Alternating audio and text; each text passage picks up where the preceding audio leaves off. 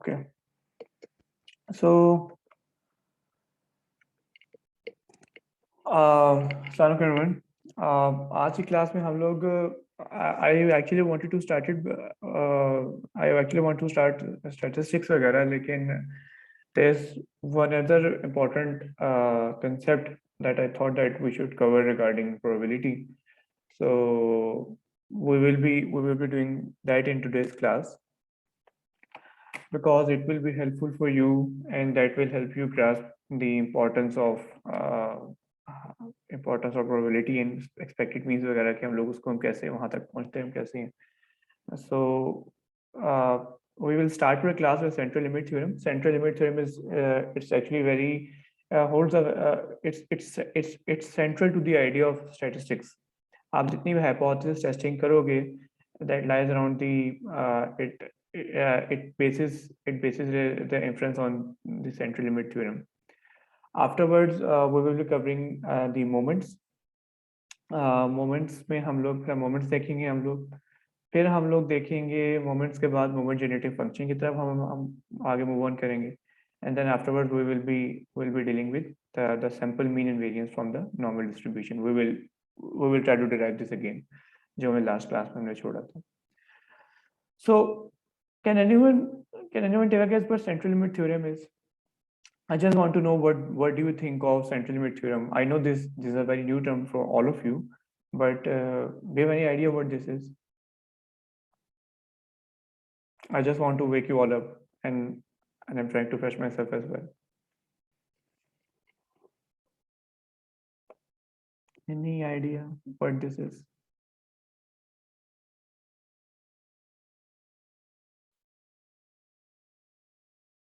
Okay. So guys, basically central limit theorem की खूबसूरती ये है, और वो मैं आपको दिखाऊंगा भी in one of the Shiny app that is being available online. So the sample mean will be approximately normally distributed for large sample sizes regardless of distribution from which we are sampling. In other words, what we are trying to say is the following, कि आप फर्ज करो कि आप population आपकी population में distribution होती है. Do you agree with this? हमने डिस्ट्रीब्यूशन पढ़ी हुई थी. कैन एनीवन रिप्लाई कि वो can anyone tell me this कौन कौन सी डिस्ट्रीब्यूशन होती है हमारे पास, which distributions can we deal with? Discrete distributions में और कंटिन्यूअस डिस्ट्रीब्यूशंस में कौन कौन सी डिस्ट्रीब्यूशंस होती है हमारे पास? आदिल? सर नॉर्मल डिस्ट्रीब्यूशन और दूसरी आई थिंक बाइनोमियल डिस्ट्रीब्यूशन.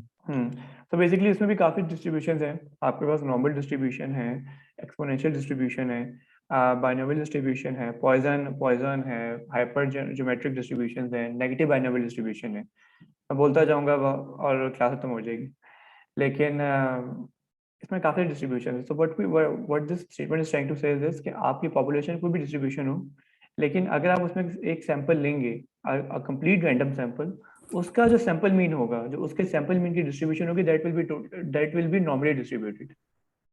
यानी यहाँ पे कोई भी डिस्ट्रीब्यूशन हो पॉपुलेशन की, सैंपल मीन के जो डिस्ट्रीब्यूशन है that will be normally distributed. Just what it is trying to say. ठीक है, I am just trying to elaborate on this line because the fact line this line can be a little bit tricky. So ये चीज इसमें वो discuss करते हैं. So suppose we are sampling from a population with mean mu and standard deviation sigma. So basically the mean mu and standard deviation, these parameters belong to the population. Okay, we do not know what they are. Let x be a random sample. Okay, let x be a random variable representing the sample mean of independently drawn observation. What's the sample mean and standard deviations? Okay, so यहाँ इस case में हम लोग, so if the population is random normally distributed, then will be distribution of sample mean, so it will be normal. So लेकिन what if the population is not random, what if the population is not normal? यहाँ मैं normal लिखना था, मैं random लिख बैठा हूँ. So what if the population is not normal? ठीक है, in that case central limit will aid us. ठीक है, तो उसके लिए I've given links for 2 apps. हम इन ऐप्स को देखते हैं, इन ऐप्स में सेंट्रल लिमिट थ्योरम आपको भी मैंने स्टेटा में कल एक लिंक दिया हुआ है, उसके अंदर वो आप स्टेटा इंस्टॉल करके आप उसको सेंट्रल लिमिट थ्योरम को आप ट्राई कर सकते हो। मैं अभी शाइनी ऐप के थ्रू उसको ट्राई कर लूंगा, आपको दिखाता हूँ ठीक है। Then sir like what's the purpose of having normal distribution, like random भी है तो उसमें क्या मसला है वैसे? देखो जैन थोड़ा सा अपने सवाल को थोड़ा एलैबोरेट कर सकते हो आप, क्योंकि ताकि मैं उसको फिर एक थोड़ा सा बेहतर एक चीज में। नहीं सर, वो असल में आपने क्वेश्चन पूछा है ना कि हाँ अगर रैंडम है तो फिर ये हाँ सेंट्रल लिमिट थ्योरम हमें सेव मैंने करेगा, वो तो मुझे समझ बेसिकली नहीं है कि रैंडम में क्या प्रॉब्लम है। हाँ बेसिकली मैं वो तो इसमें एक छोटी सी चीज मैं एड्रेस कर रहा हूँ, तो वो रैंडम नहीं, वो नॉर्मल है। वो मैंने अभी कुछ देर पहले बोला था, बेसिकली जैन वो नॉर्मल है। यानी यहाँ पर ना मैं अच्छा, सॉरी वो सॉरी, व्हाट इज ठीक है वो मैं सर। गलती से लिख बैठा हूँ रैंडम, वो नॉर्मल है बेसिकली। क्या व्हाट इज द पॉपुलेशन जिसमें से not normal, in that case what will happen. तो उसमें मैं कह रहा हूँ कि सेंट्रल लिमिट थ्योरम जो है ना, दैट विल हेल्प अस। ठीक है, दिस इज ओवर, ये हम नॉर्मल आना था यहाँ पे, सो दैट्स माय टाइप। अच्छा अच्छा यार, अब ना ये ना देखना, अब ना डिफरेंट डिस्ट्रीब्यूशन हैं। अब अगर इसमें देखो, ये बाइनोमियल है, ये लॉग नॉर्मल है, ये पॉइजन है, ये यूनिफॉर्म है और साथ एक्सपोनेंशियल है। इन सब में ना एक नॉर्मल डिस्ट्रीब्यूशन का एक हमने एक एक ग्राफ ने ओवरली किया हुआ है, लेकिन इनमें से कोई भी डिस्ट्रीब्यूशन नॉर्मल नहीं है। यानी ये बताने ये चाह रहा है, ये वाली जो ये ऐप है बताना ये चाह रही है कि इस ऐप में वो हमें दिखा ये रहा है कि हमारे डेटा में डेटा पॉपुलेशन डिस्ट्रीब्यूशन किया थी, पॉपुलेशन डिस्ट्रीब्यूशन से मैंने सैंपल निकाला, तो उसका उसका क्या उसमें क्या चल रहा है। ठीक है, तो हमें ये इसमें ये चीज समझा रहे हैं। एक कौशी भी कोई एक डिस्ट्रीब्यूशन होती है, I don't think we need to worry about this at this moment. अब देखना, जब मैं सैंपल इंक्रीज करूंगा तो क्या होता है। मैं 21 से 21 पे आया हूँ, और अब देखो एकदम से नॉर्मल बनना शुरू हो गया। बाइनोमियल को देखो, सबसे बाइनोमियल पे गौर करो, बाइनोमियल एकदम से एक नॉर्मल की तरफ जाना शुरू हुआ है। अभी मैं थोड़ा सा और इस पे आता हूँ, 71 पे चला जाऊँ, तो अब देखना अब क्या होगा। अब देखो नॉर्मलाइजेशन की तरफ हम आना शुरू हो गए। आप जितनी भी डिस्ट्रीब्यूशन में सैंपल साइज अपना इंक्रीज करते जाओगे, you will start to move towards the normal thing. अब आप नॉर्मल जाओगे कैसे, मैं आपको वो दिखाता हूँ। इसकी दूसरी आपका लिंक देखो,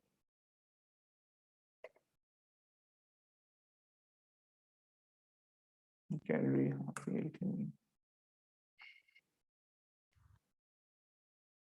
फर्स्ट करो, आपकी डिस्ट्रीब्यूशन यूनिफॉर्म है। ठीक है, ये आपकी यूनिफॉर्म डिस्ट्रीब्यूशन है, ये आपका पॉपुलेशन साइज है और आपकी ये यूनिफॉर्म डिस्ट्रीब्यूशन।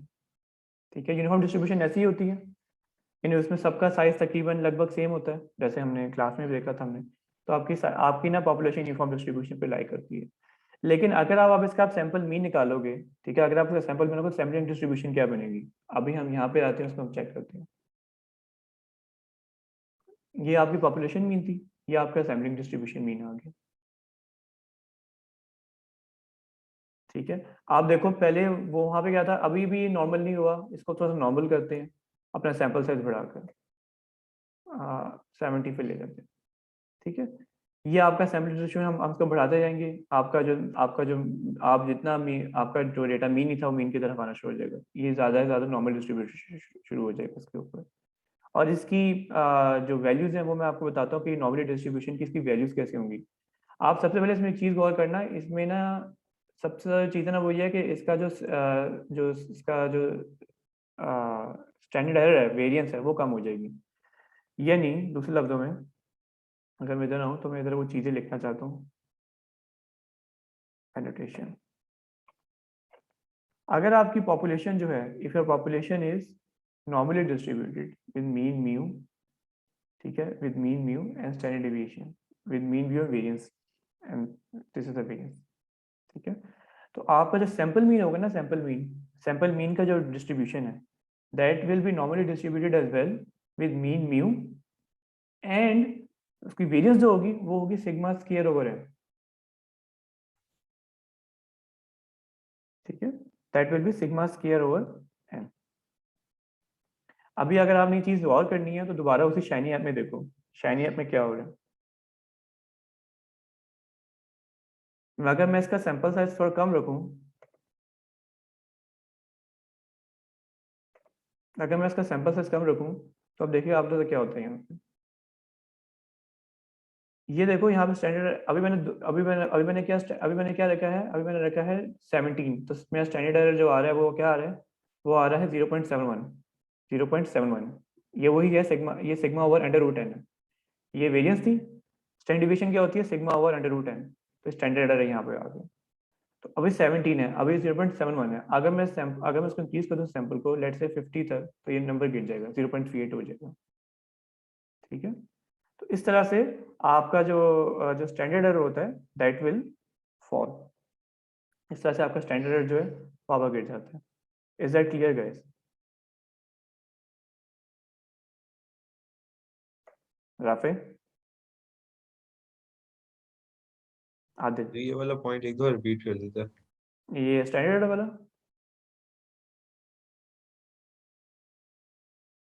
सर ये पॉइंट एक दफा रिपीट कर देंगे या एंड वाला? स्टैंडर्ड एरर वाला जो मैंने बात की है मैंने।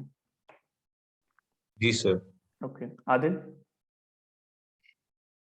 सर मुझे ये समझ नहीं है, ये ऊपर यूनिफॉर्म डिस्ट्रीब्यूशन बनी हुई है और उसके अंदर हाँ, से हमने सैम्पलिंग डिस्ट्रीब्यूशन डिस्ट्रीब्यूशन निकाली। निकाल ली। हाँ, हम बार बार सैंपल्स निकाल रहे हैं। हम we are taking 200 samples, we are taking 200 samples with a sample size of 52। ठीक है, out of the original out distribution. Of the original distribution. But sir ये इस तरह ये नॉर्मल की तरफ क्यों जा रहा है? क्योंकि ये सेंट्रल लिमिट थ्योरम की बात करता है ना। सेंट्रल लिमिट थ्योरम में यही चीज तो हमने बताया कि अगर हम जो जब भी जितना भी हम सैंपल निकालें और सैंपल साइज बड़ा होगा तो वो नॉर्मल की तरफ जाएगा। And that's the beauty of central limit theorem. कभी कभी मुझे लगता है कि सेंट्रल लिमिट थ्योरम ना यानी यानी सेंट्रल लिमिट थ्योरम कहते ही ये चीज ही है। तो कभी मुझे लगता है कि अल्लाह ताला ने ना ये सेंट्रल लिमिट थ्योरम ऐसे डिजाइन किया था कि आप हाइपोथेसिस टेस्टिंग आप आगे कर सकें। क्योंकि जितनी भी हाइपोथेसिस टेस्टिंग है ना वो सब असम्पशन बेस करती है कि that will be normally distributed या क्लोज टू नॉर्मल अप्रोक्सीमेशन।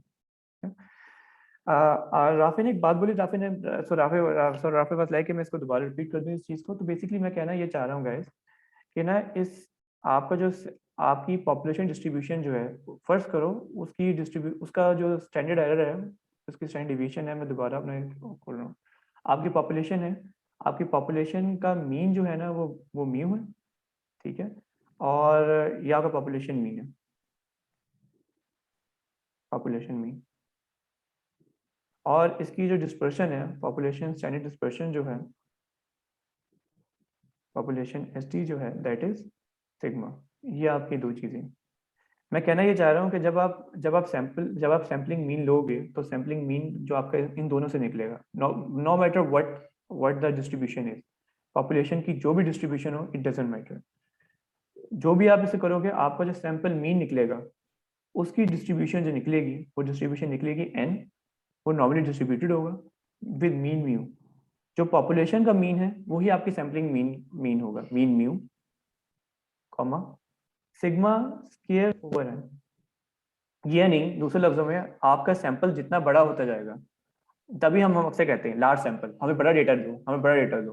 जितना हमारा डेटा लार्ज होता जाएगा उतनी हमारी डिस्पर्शन कम होती जाएगी अराउंड द मीन, उतनी हमारी डिस्पर्शन कम होती जाएगी अराउंड द मीन। अभी देख लो, मैंने यहाँ पे इसको जब मैंने सैंपल साइज को मैंने रखा हुआ था यहाँ पर, सैंपल साइज में यहाँ पे क्या होता है कि जब मैं यहाँ पे था 8 पर था तो हमारा 1.03 आ रहा था। ठीक है, लेकिन जैसे मैं इसको अपने सैंपल से बढ़ाया, मैंने स्टैंडर्ड एरर मेरा 0.41 हो गया। ठीक है हसन, सर ये सिग्मा स्क्वायर ओवर एन ये क्या है? ये हसन वेरिएंस है ना। ये मैंने कहा था ना, अच्छा। वेरिएंस नॉर्मल डिस्ट्रीब्यूशन में जब एक्सेल देखते हैं तो एक वेरिएंस होती है और दूसरा ये होता है। अगर मुझे स्टैंडर्ड अच्छा। डिवीजन निकालनी है इसके अंदर से, तो स्टैंडर्ड डिवीजन इसके अंदर से ऐसे निकलेगी, जो जिसको ये ऐसे ही बोल रहे हैं ना, ये स्टैंडर्ड एरर है। वो यही चीज है ना, यही चीज है बेसिकली। उसको वो क्या कहता है, वो एस सी बोलता है। S E is equal to sigma over under root N. इसका उसने पूरी का स्क्वायर रूट ले लिया उसने। ओ। ठीक है, तो ये आपके मीन है और ये आपका वेरिएंस है। जो मैंने क्लास में पहले क्लास में मैंने इसको हमने डिस्कस किया था कि इसको नोटेशन हम लिखते कैसे हैं। ठीक है, अच्छा Rafay, is that clear now? जी sir, thank you. Okay, so जी आदिल। सर आगे जाने से पहले ये जो अगर रिपीट कर देंगे, ये एक्स जो डैश है वो है क्या चीज? ये सैम्पलिंग मीन डिस्ट्रीब्यूशन है, सैम्पल मीन। और ये ओवर जो हमने ड्रॉ किया है ओवरऑल ग्राफ में से, ये वो है। बिल्कुल, ये सैम्पलिंग मीन है ना, ये जो हमने ड्रॉ किया, ये सारा जो है हमारा, ये हमारा सैम्पलिंग मीन डिस्ट्रीब्यूशन है। हम क्या ये ना कि हमारा सैम्पलिंग मीन डिस्ट्रीब्यूशन जो है normally distributed with mean mu and sigma square over N. ठीक है आदिल, यस सर। चलें आगे। ओके,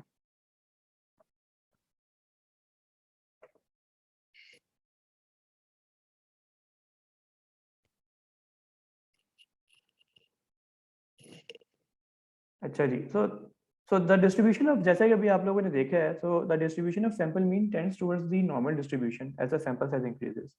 आप जितना सैंपल साइज बढ़ाए जाओगे, आपने अभी मैं दो आपको शाइनियर्स दिखाई हैं, आप दोनों को ट्राई करके देखना, जितना आप आगे उसको आप इंक्रीज किए जा रहे हो, डेटा में भी जाके चेक करना है, मुझे CLT कमांड है, जाके चेक करना है कि जितना आप सैंपल साइज बढ़ाए जा रहे हो, आपका उतना ही डेटा जो है मीन की तरफ जाए जा रहा है। ठीक है, स्टैंडर्ड एक रूल ऑफ थंब है, ये हमेशा, इट डजंट वर्क ऑलवेज, लेकिन sample mean can be considered normally approximately normally distributed, the sample size is at least 30।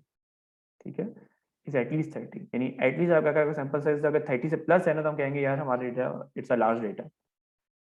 Again, this is a very loose definition. Please do not try to believe, please do not try to follow this definition religiously, or do not follow this rule religiously. अक्सर ऐसा होता है कि आपका sample जो है वो 40-50 का भी होता है, लेकिन आपका पॉपुलेशन मीन फिर भी नॉर्मली डिस्ट्रीब्यूटेड नहीं होती, sorry sample mean normally distributed नहीं होता। So there will be some refined ways that we will be covering in our lecture. In our coming classes के हम सैंपल निकालते कैसे हैं, how to get the sample out of from the population. That will be very interesting lecture. तो वो चीज़ें हम उसमें हम कवर करेंगे। अच्छा, many statistics have distributions that are approximately normal for large sample sizes, even when we are sampling from a distribution that is not normal.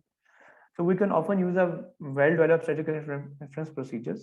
इन्हीं दूसरे लफ्ज़ों में यहाँ पे जो मैं सारी बातें लिखी हूँ, उसका लुबा बेसिकली ये है जो मैं पहले से बात कर रहा हूँ, कि जितनी भी डिस्ट्रीब्यूशन, जितनी हम हाइपोथेसिस टेस्टिंग करेंगे, जितनी हम इन्फ्रेंसेस हम करेंगे, they assume normal distributions on the back end. तो हमारे सेंट्रल लिमिट थ्योरम की खूबसूरती ये है कि ये बताया जा रहा है कि अगर आपके पास एक सैंपल डेटा आया, तो सैंपल डेटा का जो मीन होगा it will be normally distributed. तो हम अक्सर मीन, हम दो चीज़ों को ही हम टेस्ट करेंगे अपने हाइपोथेसिस में, एक हम मीन टेस्ट करेंगे और दूसरा वेरिएंस टेस्ट करेंगे। दैट विल, हमारी होल डिस्कशन इन दो के ऊपर चलती रहेगी हाइपोथेसिस टेस्टिंग में, इन्फ्लुएंस के ऊपर। तो सेंट्रल लिमिट थ्योरम ने हमारी काम आसान कर दी है। अच्छा, मुझे कोई, इससे पहले कि मैं अगली स्लाइड दिखाऊं, मुझे आप में से कोई बता सकता है कि हम जी स्कोर कैसे निकालते थे? How do use to compute Z score?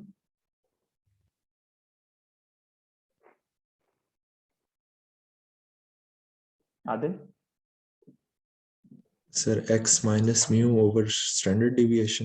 x minus में वो स्टैंडर्ड डिविएशन। ठीक है, in that case, in this case ना वी वर अज्यूमिंग, क्योंकि हम पॉपुलेशन के साथ खेल रहे थे, इन दिस केस हमने ना ये पॉपुलेशन के लिए था। जब सैंपल की बात आएगी ना, जब सैंपल में हमने जी स्कोरिंग हमने करनी है, तो उसमें आप क्या करोगे, ये सैंपल की बात करने जा रहा हूँ। z is equal to x minus mu over sigma over under root n। क्योंकि हमारा म्यू और हमारी सिग्मा, दीज आर अननोन्स, ये हमें नहीं पता होते। तो in that case what we do is, हम लोग हमेशा करते हैं कि Z X minus bar over S over under root N. X जो है, एक्स बार जो है, it's the sample mean, this is the sample mean, and s is the standard deviation of sample।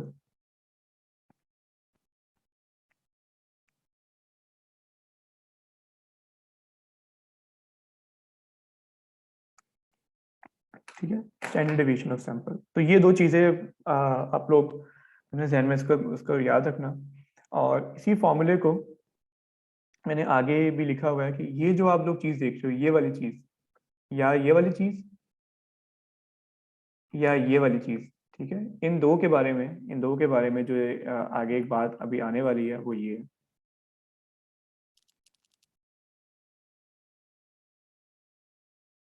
Adil, जो सवाल आपने किया था उसको सबके सामने रिपीट करो, ताकि मैं सबके जवाब इसको सबके लिए दे सकूं, क्योंकि दिस में be a good question. Sir जो ये अभी हमने जी स्कोर निकाला है, इसके अंदर हमने स्टैंडर्ड डेविएशन दूसरी वाली डाली है, उस अब खाली वो नहीं डाला, तो ये डिफरेंट क्यों है सैम्पलिंग डिस्ट्रीब्यूशन के अंदर? इसकी वजह देखो, इसकी वजह बेसिकली ये है आदिल कि यहाँ पर ना यहाँ पे तो हमने एक पूरा पॉपुलेशन हमने अज्यूम की हुई थी। इसके अंदर we need to correct for our sample, हमारी सैम्पलिंग एडजस्टमेंट हमें करनी है। तो सैम्पलिंग एडजस्टमेंट करने के लिए मैंने यहाँ पे √10 में से मैंने डिवाइड किया, ठीक है। तो सैम्पलिंग एडजस्टमेंट करना चाह रहा हूँ मैं, क्योंकि हमारे पास पूरी सैम्पलिंग नहीं, हमारे पास पूरी पॉपुलेशन नहीं है, तो that's why we are counting. क्योंकि देखो ना, ये बताऊँ क्या चीज़ है, उसको वो इस चीज़ को स्टैंडर्ड एरर बोलते हैं। जिसको स्टैंडर्ड एरर का मतलब बेसिकली ये है कि आपके सैंपल एक एरर हो सकता है, आपका डेटा जो है मीन से डिस्ट्रीब्यूशन से आगे पीछे हो सकता है। जैसा कि हमने देखा है, फर्स्ट करो आपका डेटा वो बिल्कुल एक्सट्रीम एंड पर हो गया, तो you are trying to account for that. आप क्योंकि आप सैंपल बार बार तो नहीं निकालोगे आधे रात, इन द रियल वर्ल्ड आप सैंपल एक दफा ही निकालते हो। लेकिन फर्स्ट करो आपका सैंपल जो बिल्कुल डिस्ट्रीब्यूशन की बिल्कुल एंड साइड पर है, आउटलायर्स हैं आपके सैंपल जो है। जैसे कि हमने वो देखा था, वो 16 बच्चे जो थे जिनका स्कोर आ रहा था, एक दफा हमारा जो मीन था 255 आया था, और फिर एक दफा 239 आया था। तो स्टैंडर्ड एरर क्या कहता है, उसको करेक्ट करता है उस एरर को, ताकि अगर हमारे डेटा अगर एक दफा हमने उठा लिया और वो एक्सट्रीम साइड पे, तो उससे हम उसको करेक्ट कर सकें स्टैंडर्ड एरर को, ठीक है। I hope it's clear. Yes sir. अच्छा, ये चीज़ मैंने यहाँ पे दोबारा आप लोगों के लिए दोबारा मैंने यहाँ पे लिखा है, ठीक है, कि हमारा जो x minus mu over sigma over √10, ये कोई जी स्कोर वाला फॉर्मूला है आपका, ये नॉर्मली डिस्ट्रीब्यूटेड होगा with mean 0 and 1 as n approaches infinity, given mu and standard deviation are finite. यानी जितना आप सैंपल आप बढ़ाते जाओगे, उतना ज़्यादा आपका जो जी स्कोर होगा, ये वाला स्टैंडर्ड जी स्कोर, ये उतना ही ज़्यादा नॉर्मली डिस्ट्रीब्यूटेड होता जाएगा। ये सेंट्रल लिमिट थ्योरम की इम्प्लीकेशन है। Now let's try this. Now let's try to look at this question. Can we solve this?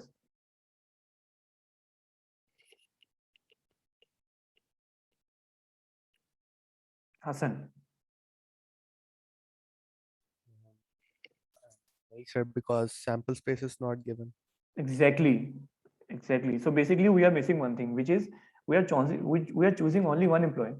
ठीक है, if a single देखो यहाँ पे सबसे पहली बात ये है कि कुछ चीज़ें हमारे पास अवेलेबल नहीं है। पहली बात, हमें लार्ज कॉर्पोरेशन का हमें मीन दिया गया है, स्टैंडर्ड डिवीजन दी गई है, लेकिन हमें ये नहीं बताया गया कि नॉर्मल डिस्ट्रीब्यूशन है कि नहीं है। We are not given this information over here, ठीक है। फिर दूसरा, उसने इसके ऊपर भी एक चीज़ की है कि उसने सिर्फ एक एम्प्लॉय को उसने चूज किया है। हमने सेंट्रल लिमिट थ्योरम में बात की थी कि थोड़ा सैंपल साइज होना चाहिए, ये बहुत स्मॉल सैंपल साइज है, तो we can not solve this thing, ठीक है। तो इस सवाल की मॉडिफिकेशन क्या है, वो मॉडिफिकेशन मैं आपके सामने लेके आने वाला हूँ, और वो है ये। Suppose salaries at large corporation have this: if 100 employees are randomly selected, what is the probability that their average salary exceeds 66,000? Now we can use the CLT theorem. Do you want? Let's use this thing. Who wants to volunteer with me?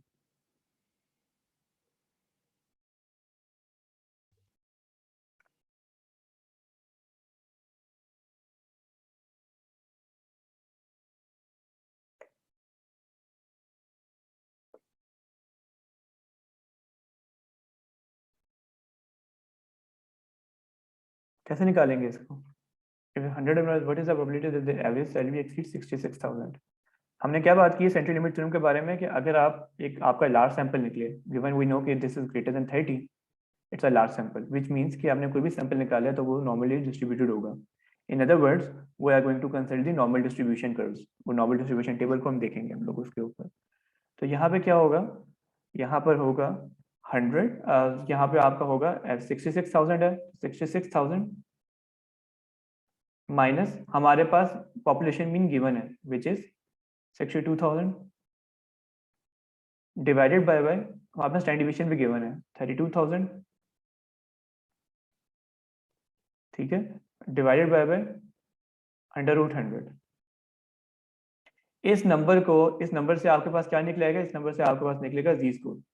You will end up getting the Z score. आप इस number का आपका जी score निकला है, अब उस जी score को आपने क्या करना है, वो आपका जो भी जी स्कोर होगा, जी मैं यहाँ पे कह देता हूँ नंबर, मुझे अपनी पता क्या होगा, वो 1.21 लेट्स सपोज होगा। आप उस नंबर को जाके, again this is a very मैं इसको Z1 कह देता हूँ, ठीक है, Z1 मैंने निकाल ली है। आपने ये नंबर जो है यहाँ पे Z1 आपने जो निकाला है, इसको जाके नॉर्मल डिस्ट्रीब्यूशन टेबल में देखो और उसको 1 minus p g less than equal to Z1 कर दो। जी जैन सर ये आपने ग्रेटर देन 30 क्यों यहाँ पे लिखा हुआ है?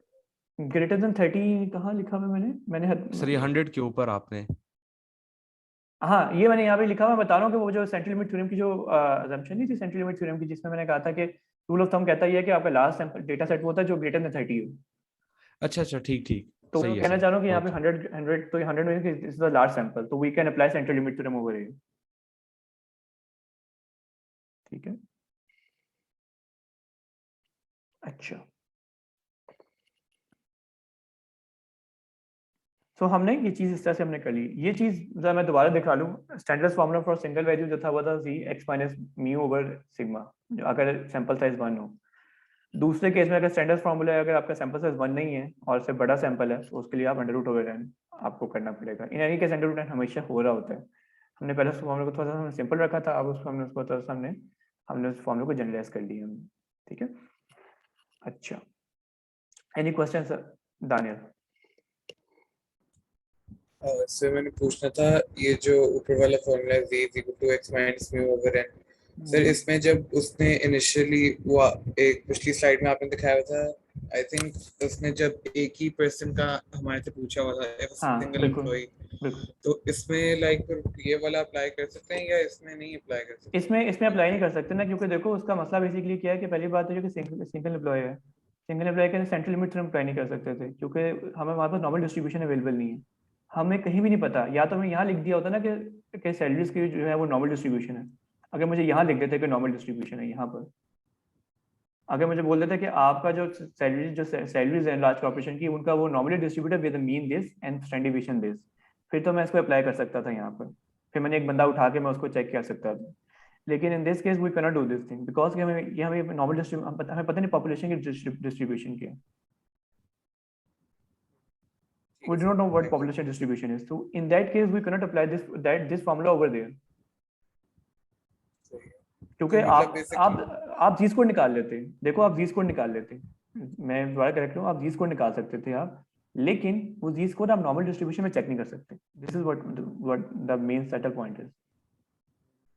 तो if they had mentioned के like ये this was the data for the normal distribution, तो तब हम अप्लाई कर सकते थे, लेकिन हाँ, since they haven't तो नहीं कर सकते। फिर हम नहीं कर सकते। आपने खुद assumption लेने की नॉर्मल डिस्ट्रीब्यूटेड डेटा था इसके अंदर।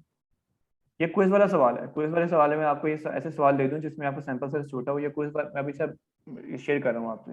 क्विज में एक सवाल आएगा ऐसा, ठीक है, ये सबके लिए कि क्विज में एक सवाल ऐसा आएगा कि जिसमें ऐसे ही सवाल कोई ना वो लफ्ज तेज हुए होंगे उसके, कि सैंपल साइज छोटा होगा और नॉर्मल डिस्ट्रीब्यूशन की कई बातें लिखी होगी, और मैं आपको जी स्कोर निकाल के दे दूंगा एक एमसीक्यू में, या बोलूंगा अब निकाल के दिखाओ जी स्कोर उसका क्या निकलता है, और उसका कंप्यूट करो उससे, और फिर देखते हैं उसको हम कैसे आप बच्चे निकालते हैं। तो वो उसमें इस चीज़ को ध्यान में रखना कि मैंने उसमें सवाल में ऐसी चीज़ हो सकती है, हो सकता है वो ठीक हो सकता है वो ठीक ना हो, तो you need to be very careful to see. So first of all इस सवाल को देखने का तरीका ये होना चाहिए कि आप इससे पहले इसको सॉल्व करना शुरू करो, आप पहले सबसे पहले पूछो सैंपल साइज कितना है। Ask this question first, sample size कितना है। अगर सैंपल साइज बड़ा है तो you can easily apply the central limit theorem, and then you can standardize the score, and then you can go to the normal distribution curve and get the and you can easily compute uh, the probability. Otherwise it's not possible. Adil, sir जो इसका जी score निकलेगा वो हमने normal distribution के table से check करना है बिल्कुल, या ये तो ब्यूटी है, that's the beauty of it ना, कि सेंट्रल लिमिट थ्योरम ने हमें बता दिया कि जो भी हमें सैंपल निकाले है वो नॉर्मली डिस्ट्रीब्यूटेड है। तो अगर वो नॉर्मली डिस्ट्रीब्यूटेड है तो we can easily check the normal distribution table. Daniel, I guess जो आपकी क्लियर हो गई है, इफ आई एम रॉन्ग तो you can ask me question again.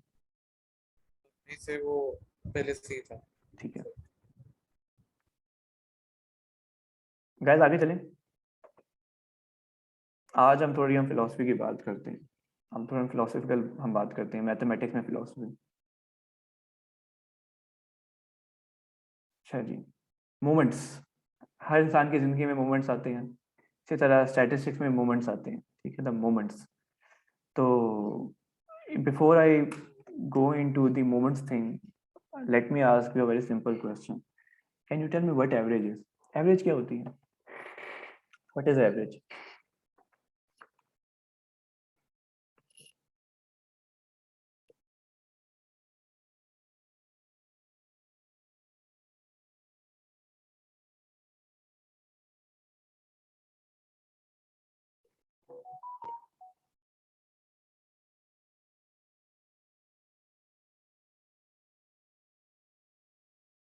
Expected नहीं, थोड़ा सा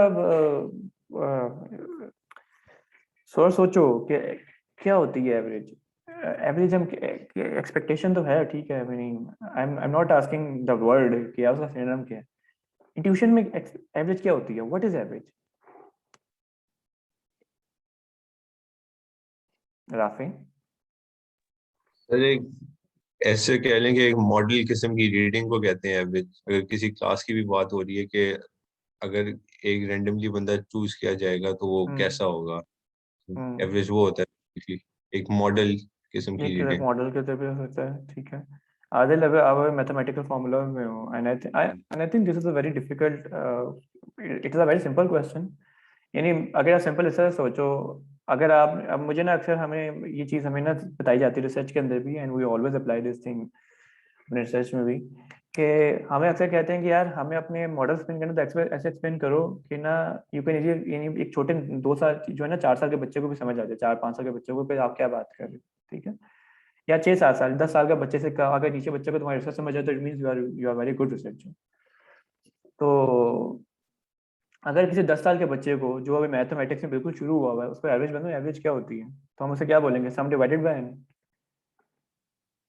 we can not tell this thing. वो कहेगा मुझे मुझे सम नहीं होता, तुम पता नहीं सम भी करवा रहे हो और फिर एन से डिवाइड करवा, एन पता नहीं कौन सी बुला अभी है। तो again thing is this is a very tricky, it look simple, this is so simple thing, लेकिन क्योंकि ना हम, क्योंकि कुछ चीज़ इतनी सिंपल होती हैं कि आप ना you do not know how to answer them in a very simpler way.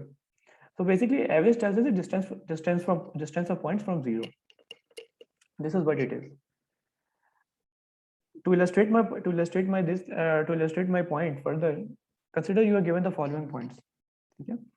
So 12, 14, 14, 17, 18. So these are the 5 points that are being given to you.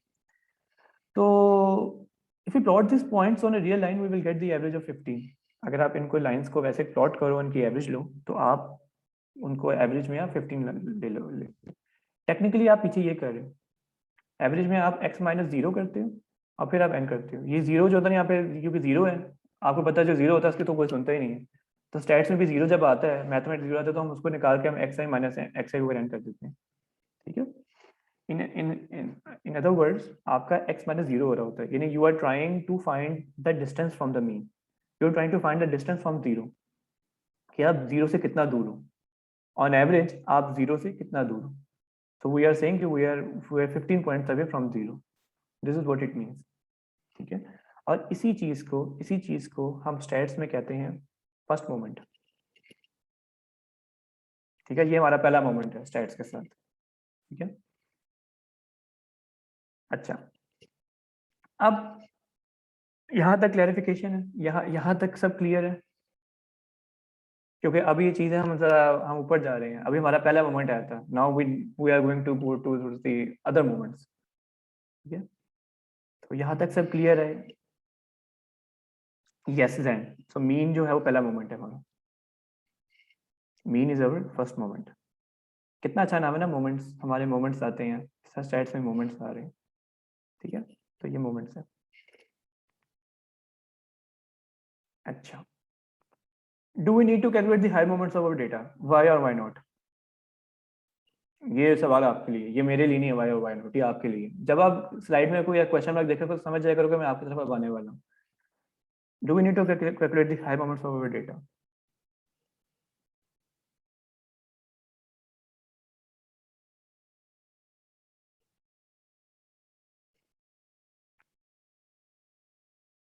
Ji sir, क्या फायदा?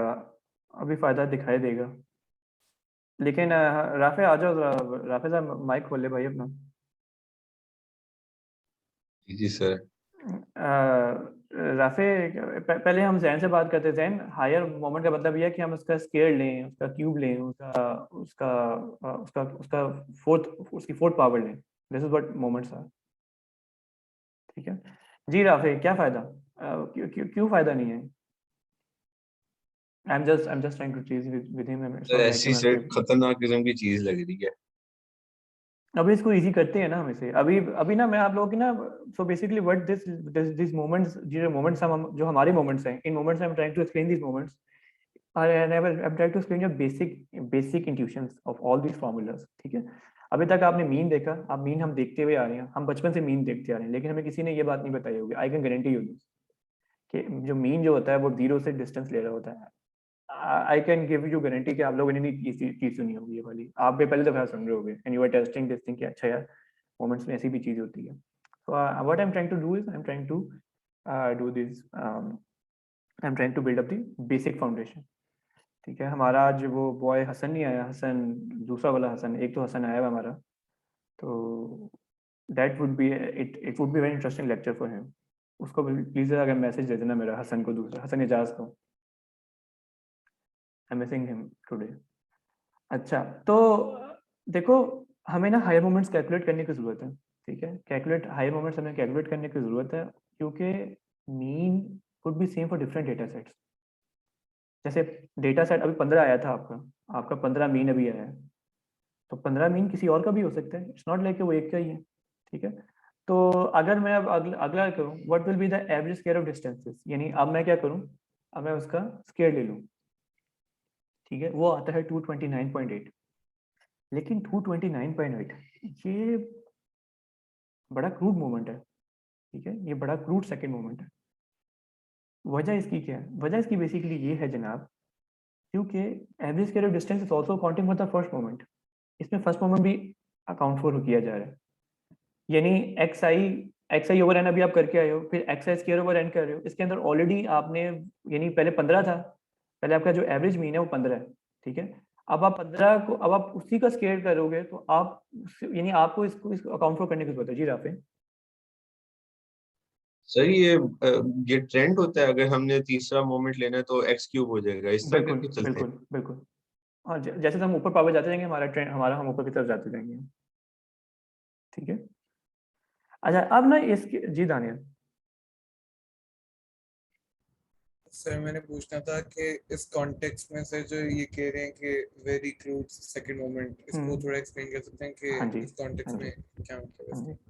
एवरेज स्केयर के, दानियल एवरेज स्केयर के बारे में एक चीज अगर याद करो तो एवरेज स्केयर हम किस में हम करते थे हम लोग?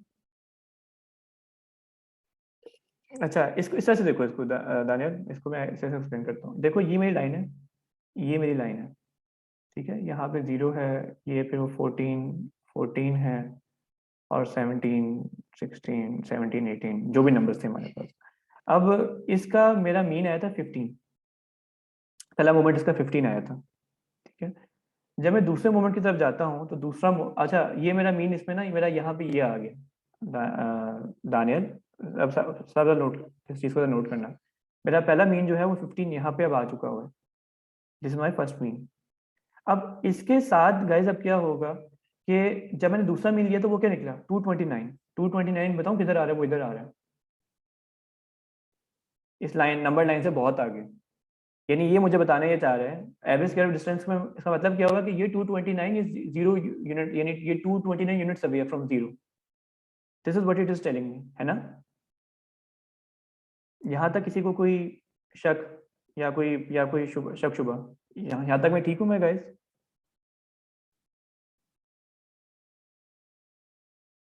Yes sir.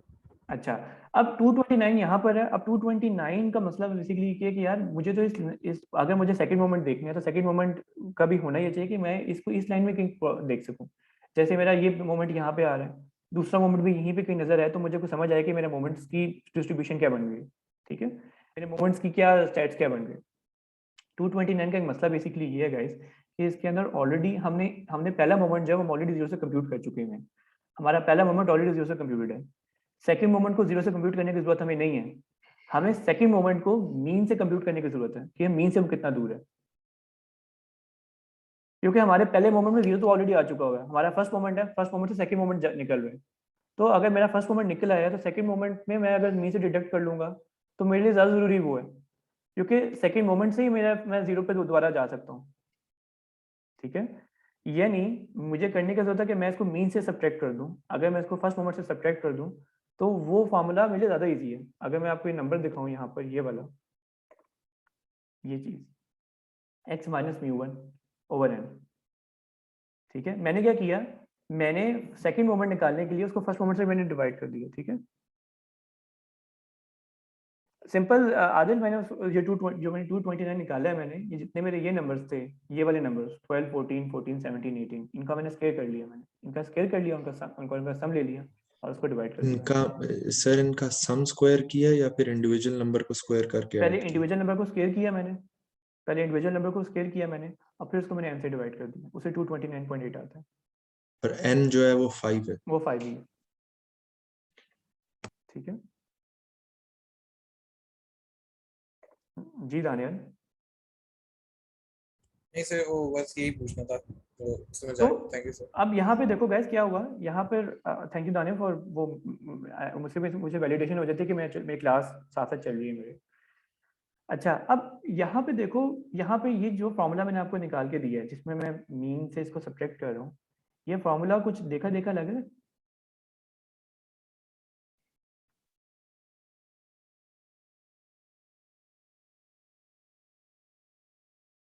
मीन निकाल, एक स्केयर लो, उसमें से मीन निकाल दो, ये फॉर्मूला कुछ देखा देखा लग रहा है?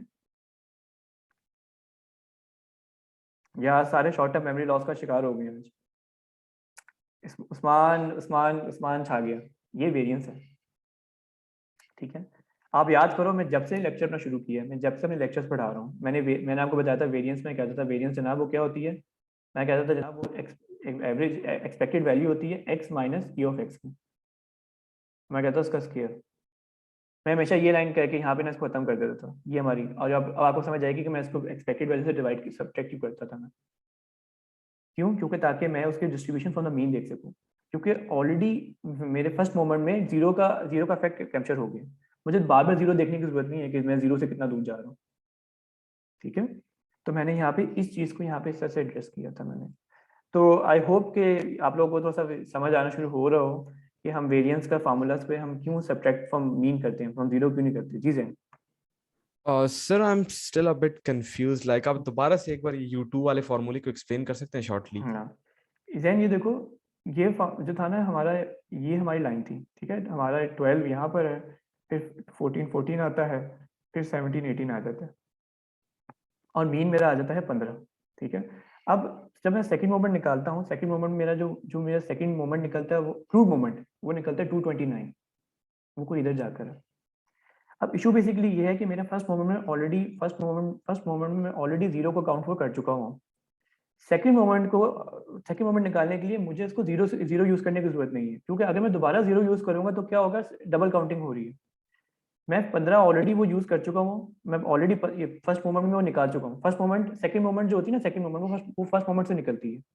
पहले हम इस चीज पे हम क्लैरिफिकेशन कर लेते हैं, यहाँ तक आप क्लियर हो जाए कि सेकंड मोमेंट फर्स्ट मोमेंट, यानी आप जी फर्स्ट सर, ये मोमेंट समझ आ गई है मुझे। ये समझ आ गई है ना।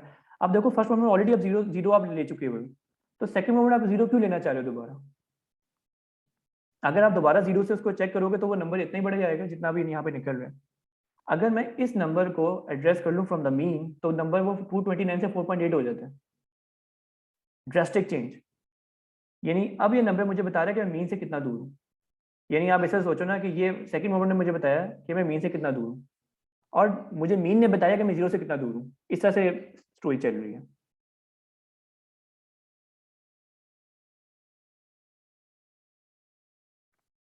जैन, आप लोग समझ आइए। Sir correct me if I am wrong, तो आप ये कहना चाह रहे हैं कि 229 से मैं माइनस पिछला मीन कर दूं ताकि जो वो पिछली यहाँ चीज पे काउंट ना यहाँ हो पे रही? ये आपने बड़ी चीज अच्छी पूछी है आपने। 229 से नहीं करना आपने हर नंबर को माइनस करना है मीन से, और फिर उसका अच्छा, हर स्क्वायर लेना नंबर है को, आपने। ठीक है सर, ठीक है सर। हर नंबर को माइनस करना है, यानी 12 माइनस 5, 14 माइनस 5, वो करते करते आप इसको करोगे इसको।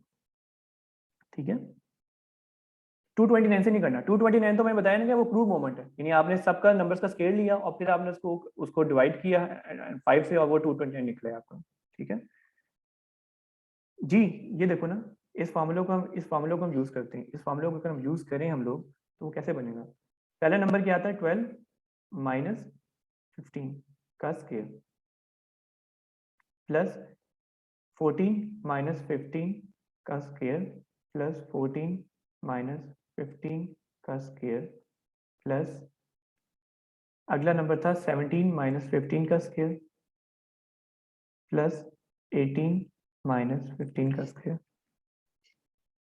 ठीक है सर, और नीचे हम आ जाएंगे और नीचे हम आगे कर देंगे 5। इसको हम सॉल्व करेंगे तो वो नंबर आ जाएगा 4.8। पहले बताओ आप लोग क्या कर रहे थे? पहले हम लोग कर ही रहे थे, पहले हम 12 square plus 14 square plus 14 square plus 17 square plus 18 square कर रहे थे ओवर 5। पहले आप ये कर रहे थे,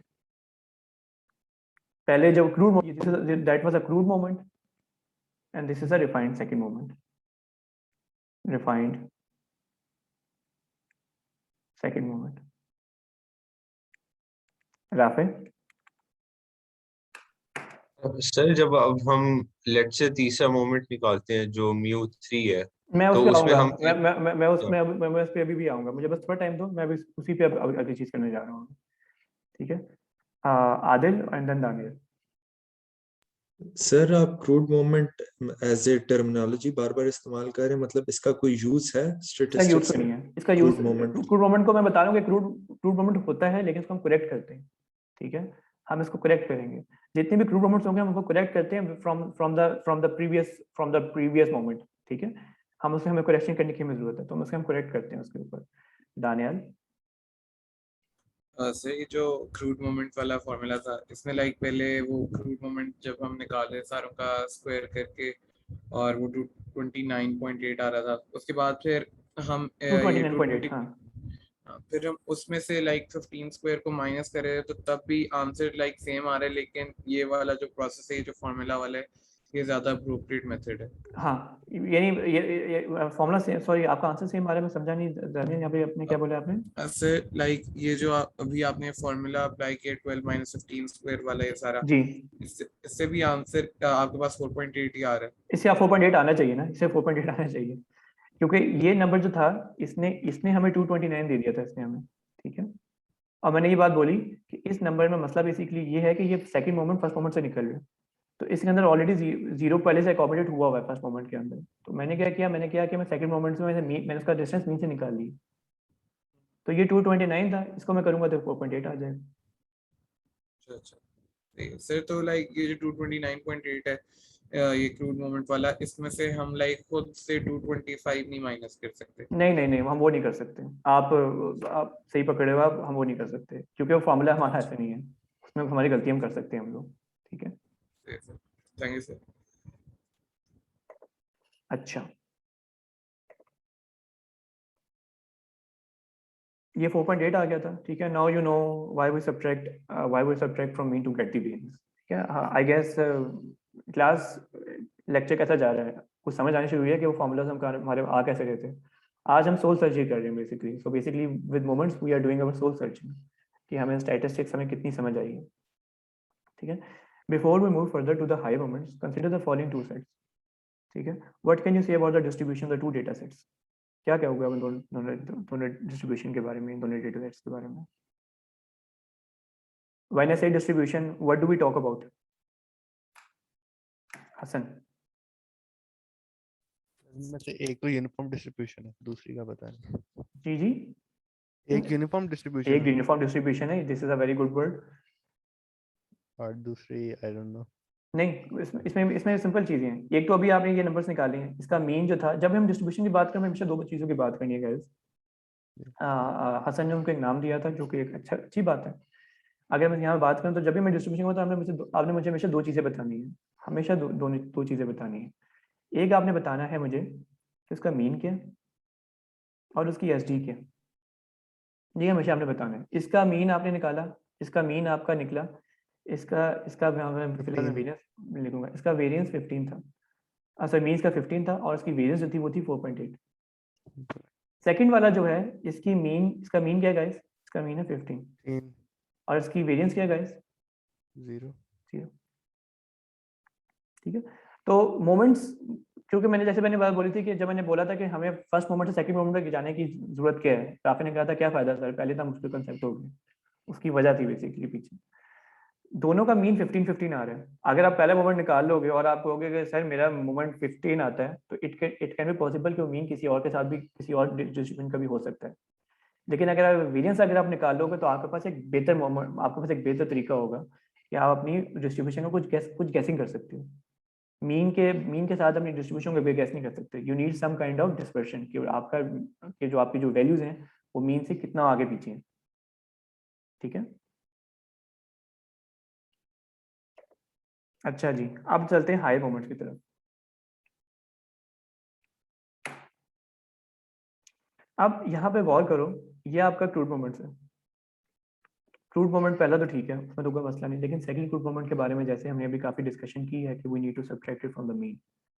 ठीक है, क्योंकि हम लोग ऑलरेडी उस नंबर को उसमें अकाउंट फॉर कर रहे होते हैं। आगे चलते हैं, आगे यहाँ पे फिर तीसरा इंप्रूवमेंट ऐसे निकलेगा, चौथा ऐसे निकलेगा, फिर उसका स्केल हम करते जाएं। लेकिन सब में मसला बेसिकली यही है कि ये सब जीरो से डिस्टेंस ना मेजर करें, they are all measuring the distance from the zero. ठीक है, उसको करेक्ट करने के लिए हम लोगों ने क्या किया, उसको करेक्ट करने के लिए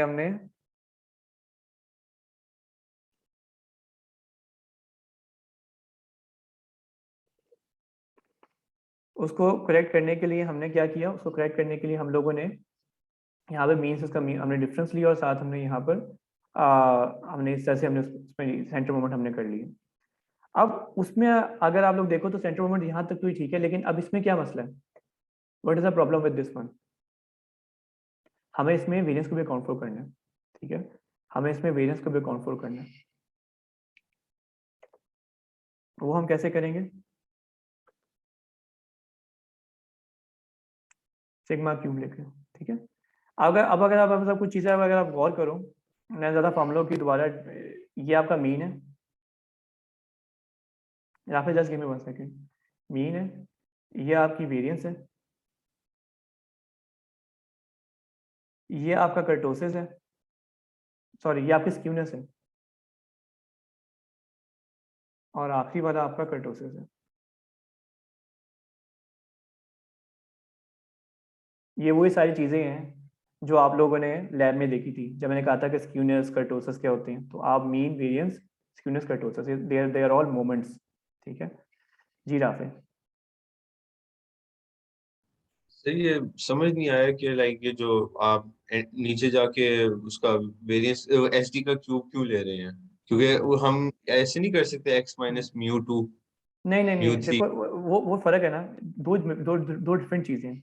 एक तो मीन है। ठीक है, मैं तभी मैं फॉर्म मैंने यहाँ पे मैंने बता दें कि डेप्थ में नहीं किया क्योंकि they're little bit difficult to explain, लेकिन मैं I give it a shot.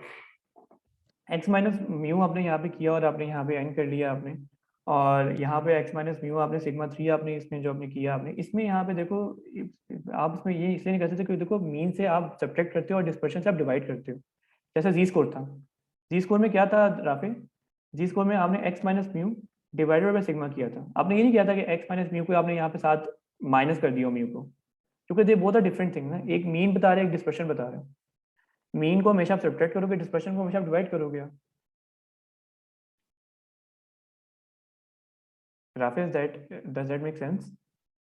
Ji sir ठीक है। ठीक है, और तो सर जस्ट अगर कोई nth म्यू हम निकाल रहे हैं तो वो सारा सेम फॉर्मूला होगा, बस वो एसडी के साथ पावर n होगी, हाँ एस हम डी के जिस भी। साथ पावर एन होगी। ठीक है, एस डी के साथ पावर एन होगी। तो जी हसन, सर इन सब चीज़ों का ये फायदा है कि आप अपना ओरिजिनल डेटा सेट निकाल सकते हो उन सबको यूज़ करके। ओरिजिनल डेटा सेट तो हम नहीं निकाल सकते हसन इन फॉर्मूलाज के थ्रू, क्योंकि वही बात कि हमारा यहाँ पे सम हो रहा है। ठीक है, हम्म, वो सम को तो मैं नहीं, सम को तो मैं खत्म नहीं कर सकूंगा, लेकिन आप इसकी मदद से आप अपने डेटा की आप डिस्ट्रीब्यूशन निकाल सकते हो, एक कैरेक्टरिस्टिक निकाल सकते हो। जैसे आपको याद, अगर आपको याद हो तो हम लोग हमेशा वो जब हम डेटा में सम करते हैं, सम डिटेल करते हैं, तो वो जो सम डिटेल के पीछे सारा वो फॉर्मूला चल रहे होते हैं ना, सारे बैकेंड पे ये चल रहे होते हैं। सही। ठीक है, सिग्मा सिग्मा वेरिएंस और स्क्यूनेस और कर्टोसिस उसमें पीछे ये चल रहे होते हैं। ठीक है, तो वो वाली चीज जो है उस तरह से हम उसमें एड्रेस करते हैं उसके ऊपर। ऐसे ये पावर्स इंक्रीज क्यों हो रही हैं सेंटर्ड मोमेंट्स में? क्योंकि देखो सेंट्रल मोमेंट्स उसका बेसिकली मोमेंट्स की डेफिनेशन ही यही है, ठीक है, कि पहला मोमेंट आपको बताता है कि आपका कि आप मोमेंट्स डिस्टेंसेस बताता है आपका, ठीक है। पहला मोमेंट बता रहा है कि आपके अपने सिंपल जो वेरिएबल्स हैं उनका डिस्टेंस क्या है। दूसरा मोमेंट जो कह रहा हूँ कि उनका जो स्केयर डिस्टेंस, जो स्केयर वेरिएबल्स है उनका डिस्टेंस क्या होगा। तो तीसरा वो क्यूब का बताएगा। तो ये डिस्टेंस बता रहे होंगे सारे मोमेंट्स। मोमेंट्स का जो बेसिक जो इंट्यूशन है वो डिस्टेंस है। और फर्स्ट मोमेंट मीन कि उनका जो फर्स्ट ऑर्डर मोमेंट है, जो उनका सेकंड ऑर्डर मोमेंट होंगे जो उनका स्केयर मोमेंट्स होंगे, और जो थर्ड ऑर्डर मोमेंट होगा उसमें क्यूब्स हो जाएंगे। तो इस तरह से उसके वो क्यूब्स बनते जाते हैं इस तरह से। ऐसा नहीं, does that clear? Is it clear? जी सर। ओके।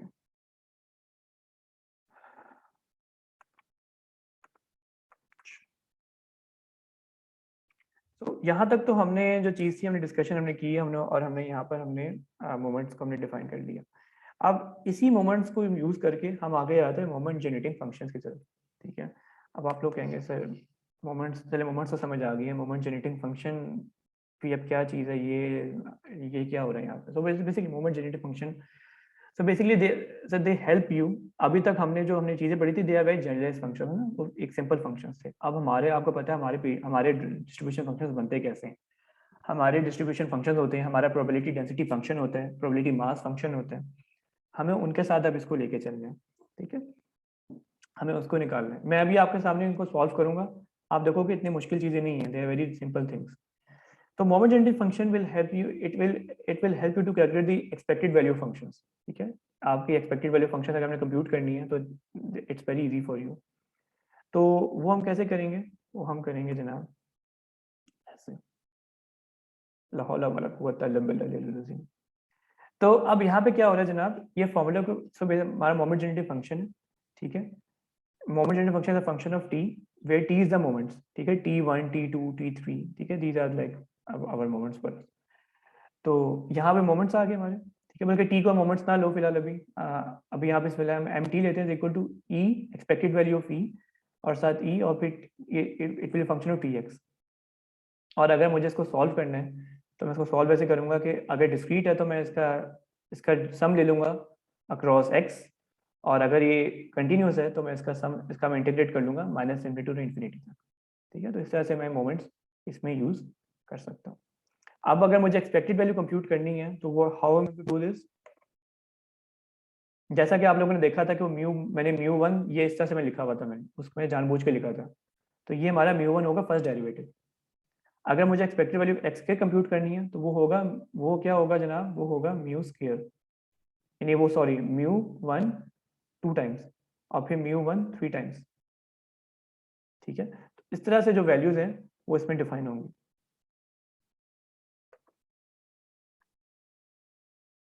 अच्छा, before we begin deriving the MGF of the binomial distribution, why don't you tell me about the expected value binomial distribution. क्या वैल्यू क्या होती है जी हसन? अभी ना इस चीज को हम सॉल्व करना हम शुरू करने लगे। किस चीज की? इस चीज की असल में मुझे दोबारा बताना है। ये वाली चीज की समझ नहीं है, ये वाली चीज की समझ नहीं आई? सर ये पिछली वाली, ये वाली चीज। अच्छा, अब देखो जनाब, मैं कहना ये चाह रहा हूँ कि बजाय इसके कि हसन मुझे बताना कि एक्सपेक्टेड वैल्यू कंप्यूट कैसे करते थे। एक्सपेक्टेड वैल्यू कंप्यूट करते थे EX इज इक्वल टू, हम कहते थे जनाब X is equal to PX, हम ऐसे कहते थे हम लोग। Yes sir. मैं कह रहा हूँ यहाँ पे x ना रखो, मैं कह रहा हूँ यहाँ पे x ना रखो, यहाँ पे क्या रख दो, E is equal to x की जगह यहाँ पे रख दो ETX, ठीक है। तो मेरा फंक्शन क्या बन जाएगा? मेरा फंक्शन बन जाएगा E की जगह x की जगह आ जाएगा ETX इंटू PX। अच्छा अगर ठीक, समझ आया? जी सर। यहाँ पे ये चीज मैंने देखो ये किया ना, मैंने एक्सपेक्टेड वैल्यू x थी, मैंने उसको यहाँ पे इस तरह से में लेके आ गया, ये मेरा एक्सपेक्टेड वैल्यू ऑफ x है, E इंटू ETX, सही। ठीक है। तो यहाँ पे ये चीज हो रही है। इज दैट क्लियर ना हुसन? Yes sir, thank you. अच्छा, फिर मैं कह रहा हूँ इसी ही चीज को, फिर मैं कह रहा हूँ कि अगर आपने एक्सपेक्टेड वैल्यू ऑफ x तो आप m0 रख लो, आप डेरिवेट करो पहले उस फंक्शन को, फिर आप उसको 0 करो, फिर 0 पुट करो तो आपका एक्सपेक्टेड वैल्यू ऑफ x आ जाएगी। अभी मैं इसको सॉल्व करूंगा ना अभी आप लोगों के सामने, तो आपको बेहतर समझ आएगी कि मैं क्या कहना चाह रहा हूँ, ठीक है, और इसका फायदा क्या। अच्छा जी, बिफोर वी बिगिन ड्राइविंग को मुझे एक्सपेक्टेड वैल्यू बताया, पहले एक्सपेक्टेड वैल्यू ऑफ एक्स की क्या होती है?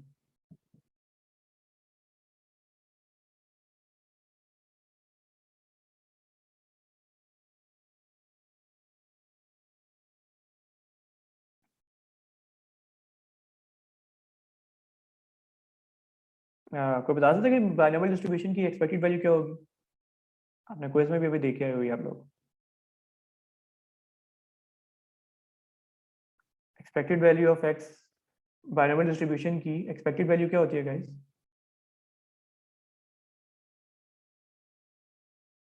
हसन, सॉरी आदिल।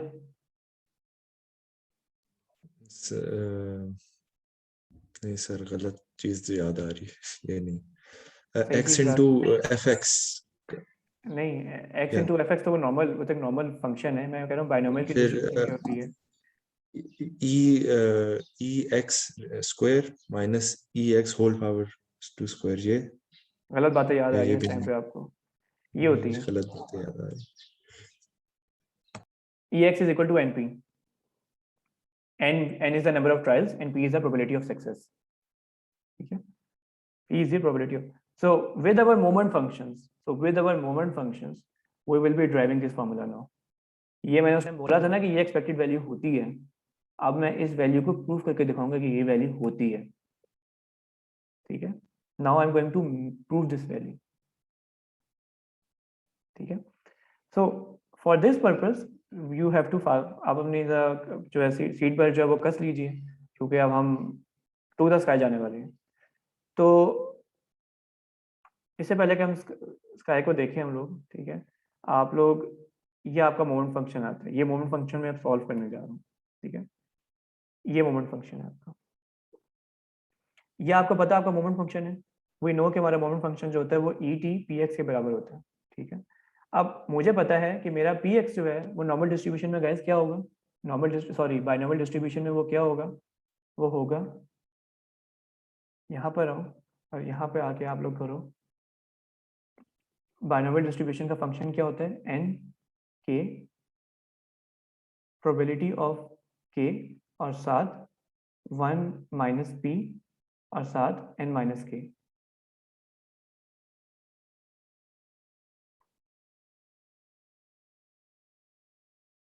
ठीक है, एन के, ई के और 1 माइनस पी और एन माइनस के, इस तरह से आपका प्रोबेबिलिटी का फंक्शन जो है वो आपका बनता है। इसी चीज़ को मैंने यहाँ पे मैंने पेच इन की है, इसी चीज़ को मैंने यहाँ मैंने इसको रिप्लेस किया यहाँ पे पी एक्स की जगह पे। ठीक है, और क्योंकि मैंने बोला था कि मुझे इसको अक्रॉस द सम सीरीज सम करने, तो इन दिस केस मेरा के वेरिएबल है, cumulative distributive functions, cumulative binomial distribution function, तो मैं इसको के अक्रॉस सम करूंगा इसको मैं।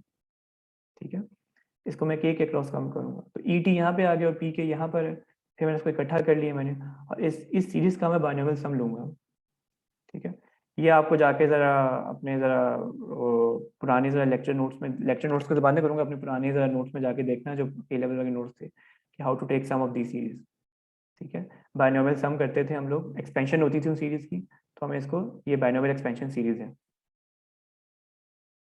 ये बाइनोमियल एक्सपेंशन जो हम कहते हैं ना कि ए प्लस बी को एक्सपेंड करें, ए प्लस बी को हम कहते थे एक्सपेंड, ए प्लस बी को उसके हम एक्सपेंड करते तो हम उसका वो फॉर्मूला बना देते, तो ये फॉर्मूला हमें एक्सपेंड करके निकला होगा।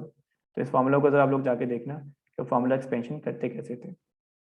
लेकिन just to save our time, और आप लोगों की सांसें यहाँ कहीं फंस ना जाएं, क्योंकि मुझे लग रहा है कि कोई आधे लोगों की सांसें फंस सकती हैं यहाँ पे, तो मैं आपको फार्मूला दिखा देता हूँ। Just give me 1 second.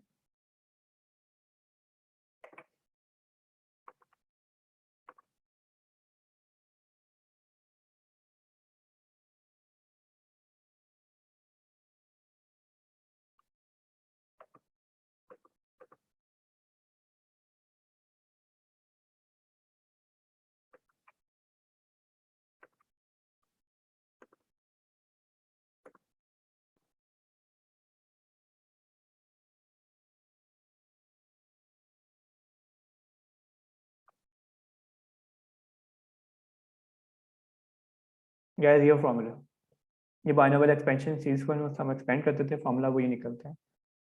ठीक है, p e t plus 1 minus p into n. Now अब आया ऊंट पहाड़ के नीचे। Now can you find EX now? EX निकालना है, कैसे निकालोगे? EX कैसे निकालोगे? एक्सपेक्टेड वैल्यू ऑफ X निकालनी है, कैसे निकालें?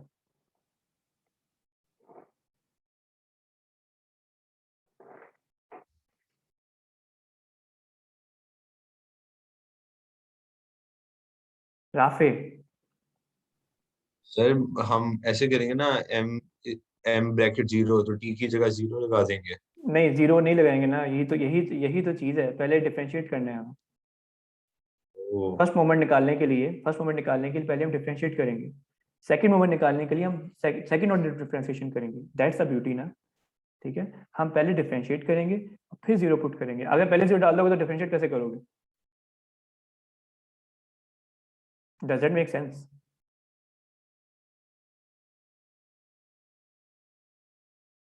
अच्छा, अब इसको डिफरेंशिएट करो, dmt over dt,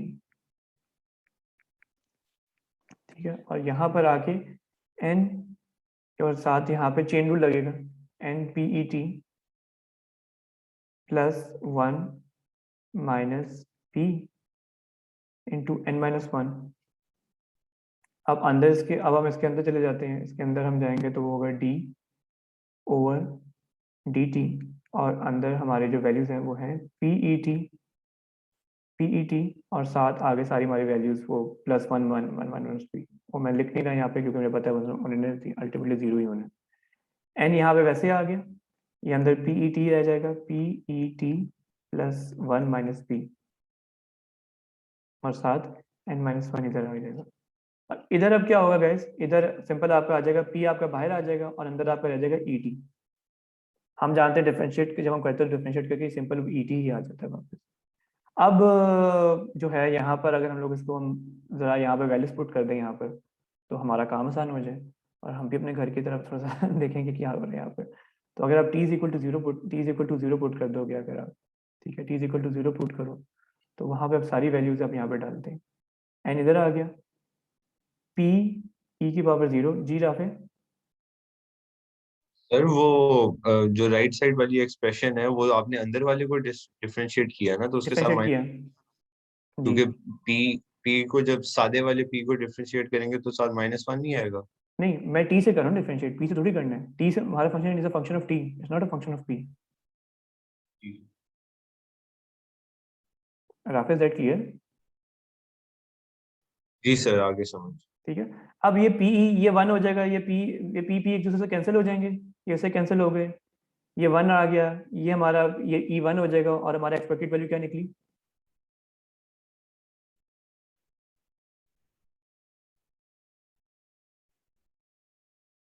mic drop. ये मेरा पेन है and this is my pen drop, pen drop. ये देख लो, इसी फंक्शन से आप लोगों ने एक्सपेक्टेड वैल्यू निकाल ली आप लोगों ने। ये वही वैल्यू है जो वैल्यू हमने उस टाइम हमने इंट्यूशन से ड्राइव की थी हमने। अब हमारे मैथ्स ने हमें वो वैल्यू निकाल के दी, ठीक है। पहले हम किस तरह से हम इसको लेके चल रहे थे, हम कहते हैं ट्यूशन पे चल रहे थे। जी जैन, सर ये फर्स्ट मोमेंट ही है ना? ये फर्स्ट मोमेंट है बिल्कुल, ठीक है। ठीक है। इसी तरह से और ये, सर एक जी। मिनट, सॉरी सर, बट ये टी हमने 0 क्यों पुट की है? इसकी मेरे दिमाग से एकदम निकल गया, आपने एक्सप्लेन किया था बट। क्योंकि मैंने कहा था ना एक्सपेक्टेड वैल्यू निकालने के लिए, क्योंकि हमें फ्रॉम जीरो मीन देखने है ना हमें, ठीक है ठीक है। ठीक है। हम फ्रॉम जीरो देखते हैं ना, तो इसलिए जीरो यहाँ पे आ गया, ठीक है। तो आप लोगों ने वेरिएंस अल्लाह के फजल करम से आपने एक्सपेक्टेड वैल्यू निकाल ली, ठीक है। जैसे अगर हमें EX² निकालना है आपने, EX² भी आप कैसे निकालोगे? आप यहाँ पे जो है वैल्यू पुट कर दो, इसको दोबारा डिफरेंशिएट करो, इसी फंक्शन को जो ये बता फंक्शन है इसको आप एक दफ़ा और डिफरेंशिएट करो, ठीक है। उससे आपके पास EX² आ जाएगा। फिर वेरिएंस निकालने के लिए आप क्या कर सकते हो कि उसको माइनस EX से, जो EX आपका NP है उसको माइनस करो और आपके पास वो फॉर्मूला NP इंटू 1 - p वाला फॉर्मूला निकलेगा, ठीक है। तो ये सारी चीज़ें उसके अंदर है। इससे पहले कि मैं आप लोगों को और थोड़ा डराऊं, मैंने सोचा कि आप लोगों के लिए बाइनोमियल ही काफ़ी है, लेकिन आपकी रॉस की बुक में उन्होंने सारे फंक्शंस के जितने भी बाइनोमियल, जितने भी हमारी डिस्ट्रीब्यूशन थी, डिस्क्रीट की भी उसने मोमेंट जनरेटिव फंक्शंस दिए हुए हैं और उनकी मीन और वेरिएंस दिए हुए हैं। तो आप रॉस के बुक को कंसल्ट कर सकते हैं, उस बुक में उन्होंने सारे फार्मूलाज को प्रूफ किया हुआ है कि ये ज्योमेट्री का 1/p कैसे आता है, नेगेटिव का R/p कैसे आता है, ये सारे मोमेंट जनरेटिव फंक्शंस हैं, ठीक है। So I am hoping कि you are trying to आप देख रहे होगे, you are seeing the importance of moments. Okay, what are the importance of moments? एक आपकी जिंदगी में moments आते हैं और एक स्टैटिस की जिंदगी में moments आते हैं, ठीक है? तो उस केस में moments इस तरह से, ये वो नॉर्मल डिस्क्रीट का था, ये है आपकी कंटिन्यूस डिस्ट्रीब्यूशंस का, ठीक है? वो यहाँ पे ये आ गए, तो यहाँ पे वो चीज़ ये चल रही है। तो इस तरह से आपके मोमेंट जनरेटिव फंक्शंस ये आप इस तरह से डिफरेंशिएट कर सकते हो। उसमें हमने अभी जी राफे सर वो ज्यादा मैथ्स का सवाल है, ये कॉन्सेप्ट जो समझ आ गया, वो जो राइट साइड वाला था ना, जो अंदर वाली इक्वेशन को डिफरेंशिएट करना था, वो थोड़ा सा नहीं समझ आया। राफे क्लास के बाद में आपको समझाने वाली चीज़, ठीक है सर। ठीक है? तो गाइज मैंने ये फॉर्मूला ये चीज़ थी, ये मुझे ये नेट से मिल गई थी, मुझे सवाल एक मिला था, मैंने कहा उसको फिलहाल वैसे ही पेस्ट कर लूँ फिलहाल अभी। ये सवाल आप लोग खुद भी सॉल्व कीजिएगा। तो बेसिकली यहाँ मैंने बोला हुआ use the MGF to find EX square and EX cube for the continuous random variable, ठीक है? अगर मुझे मोमेंट डिफाइन करने हैं इसका, तो पहले मुझे MGF फाइंड करना पड़ेगा। MGF निकालने के लिए, क्योंकि ये इंटीग्रेशन है, EX माइनस एक्स और कंटिन्यूस की बात हो रही है, तो मुझे इसको इंटीग्रेट करना पड़ेगा फ्रॉम 0 टू इन्फिनिटी, क्योंकि मेरे पास अपर बाउंड गिवन नहीं है, ठीक है? और अगर मैं इसको सॉल्व करता हूँ तो जनाब वो वन क्या आता है, 1/1 minus t, where t should be less than 1। T should be less than 1 क्यों होना चाहिए बाय द वे गाइस? समझ आता है कि T should be less than 1 क्यों होना चाहिए?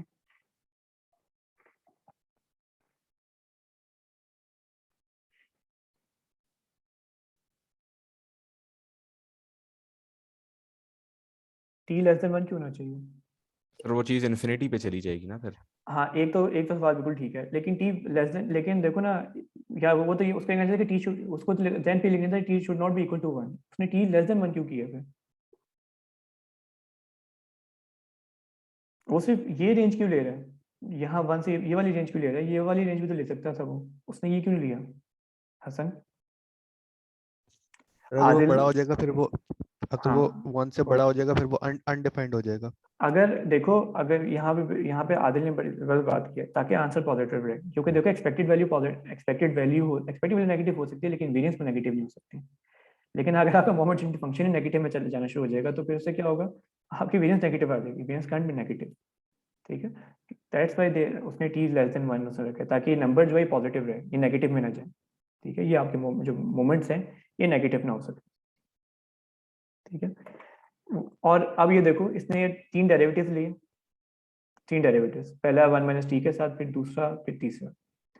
टी इक्वल टू 0 करोगे तो आपके पास EX1 आ जाएगा, EX स्क्वायर आ जाएगा और EX क्यूब आ जाएगा। आई एम होपिंग कि यू आर सीइंग कि इसका फायदा क्या है, वरना वरना क्या होता गाइस, वरना यहाँ पे ये होता कि यहाँ पर अभी आप लोगों को क्या करना पड़ता, आपको यहाँ पर, यार जैन वो मुझे ना, मुझे वही आती है, ये टेलीपोर्ट करता है मुझे, ये हमारे दिमाग बड़े कनेक्टेड है, ये दिमाग ऐसे मुझे फ्लो करता है मुझे।